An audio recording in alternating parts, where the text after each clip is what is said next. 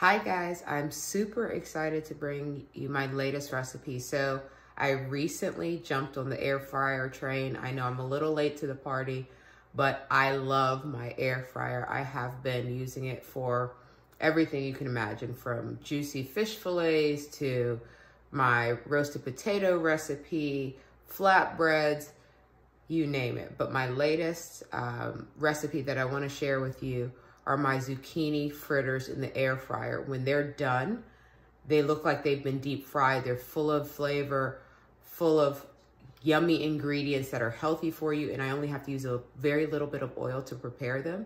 So it's great to add to your repertoire so that you can switch it up and have more plant-based meals, which is really healthy for you. So let's get into it. So I wanted to show you my air fryer. I actually have the GoWise Pro 7-quart air fryer, so it's pretty big. So as you can see, I'll pull it out. So the tray is pretty deep. I can cook quite a bit in it, and it matches my kitchen.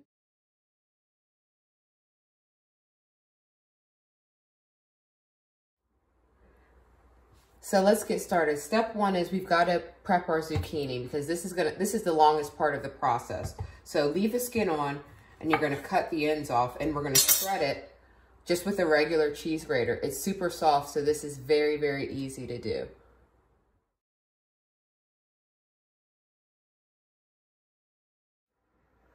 So as you can see, I have about a tablespoon of kosher salt. I'm just gonna cover and toss it because I want as much of it to be covered. I'm actually gonna add a little bit more because there's a lot of zucchini in here, and this is just gonna help draw all that water out. But this is step one. There's more that we have to do to get all of this water out, but this will start kicking off the process.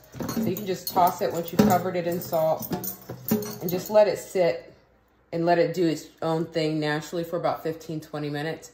Then after that, we'll come back and start pushing the water out with some towels. If you have cheesecloth, that's great as well.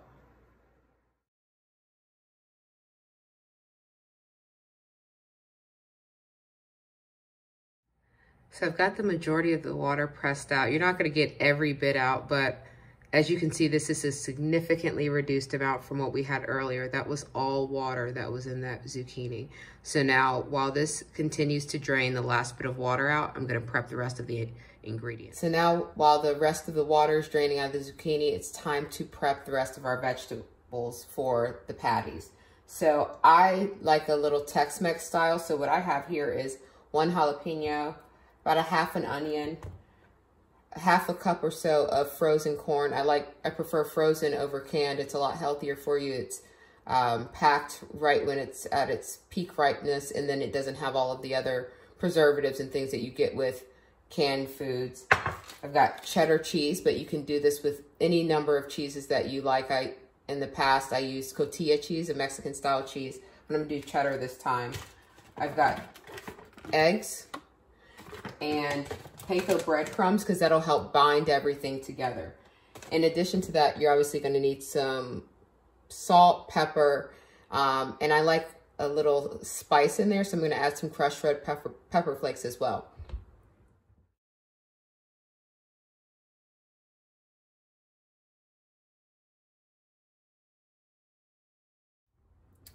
Okay, now I've got all the veggies chopped up. I love a large chopping board because I can pretty much do everything on it at once. So now I've got some cheddar cheese that I'm just gonna grate, probably about half a cup, not too much, just enough to add some fattiness and flavor. And here's the cool thing, you know, this is a recipe, you make it your own. So if you're vegan and you wanna use your vegan cheese, or you don't wanna use any cheese at all because you're no dairy, feel free to do that. Like, this is not like baking where it has to be precise. Add ingredients that make sense to you, that you enjoy. So yeah, that was easy. Now we're gonna start combining our ingredients. So I've got my jalapenos. I've got a large bowl here. My jalapenos diced up. My onions. I may not use all of it, we'll see. Yeah, why not? I love onions. Okay. Now we're gonna add our cheese. Now our zucchini that's been waiting and draining is ready to be added. So this is the finished product with all the water drained out. Let's move this over here. Add all that in there. I love leaving the skin on because you get that nice green color in the fritters. Right.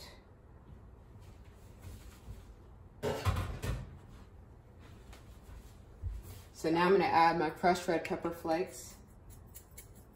I like the little heat. Hope my guests enjoy that as well. A little black pepper as well. You can't cook without black pepper, I'm sorry. So there should be a good amount of salt already in there because we added the salt to drain out the water. So I'm only going to use about, a teaspoon of kosher salt here because we've added other ingredients, so we want to make sure that they're salted as well. I like to eyeball. So I'm going to get a big spoon and go ahead and combine these ingredients first. Make sure everything's well incorporated. Now I'm going to add in my corn that's been thawing out. And I like it because I love dishes like this because you can sneak in so many vegetables. There's more things that you could definitely add based on your taste. Sometimes I'll make these with shallots instead of regular onions. If you love garlic, you can add some minced garlic in there. Whatever your flavor, this is completely up to you. I'm just giving you the baseline so that you can make it and they come out well. So I've got my panko breadcrumbs. Let me get my measuring cup. I like panko breadcrumbs over the traditional style breadcrumbs because they're a lot lighter and they're flavorless, so they don't take away from your dish at all. So I'm adding that in. And now I'm going to add in my eggs. Given the volume, I'm going to start with one egg. I always start with one, but if it doesn't seem to be binding enough, I'll add another egg. And if you want to make this a little low fat, you can actually just use the egg whites. So let's crack the egg here. So I'm going to use one whole egg and then probably just the egg white of the second egg. Let's see how we do though. So you're going to mix this around. You want everything to be well incorporated and wet enough so that they're not going to come apart, and the egg is going to help bind that. I love all the colors in here. So yeah, as I suspected, one egg is not going to be enough, so I'm going to crack the second egg. And please don't crack the egg on the edge of the bowl. That's how you end up with shells in your food. Do it on the side. So let's just try it with just the egg white of the second egg. That way we're not adding as much cholesterol. Dun, dun, dun. All right.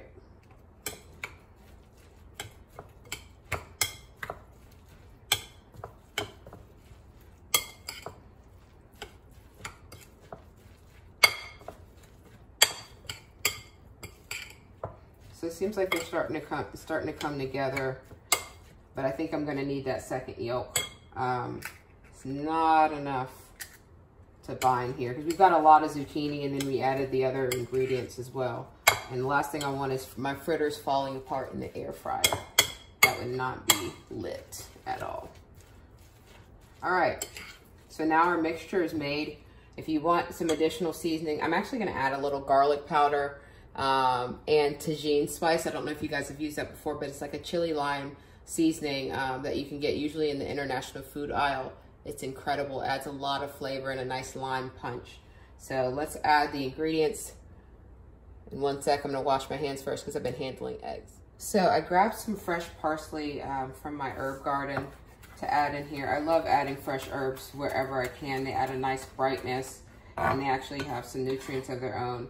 It's not a ton, but just enough to add some fresh parsley flavor. It smells amazing when you cut into it, especially when it's new. Fresh off the garden. So this is the Tagine Spice I was telling you about. Adds a nice flavor. So I'm going to add probably about a teaspoon worth of that. Just add a punch of flavor. And then I have some fresh garlic powder that my friend actually sent me. She dehydrated the garlic and then made powder out of it from her garden. So I love being able to use ingredients from friends and ingredients around the world whenever I can. So now, yeah.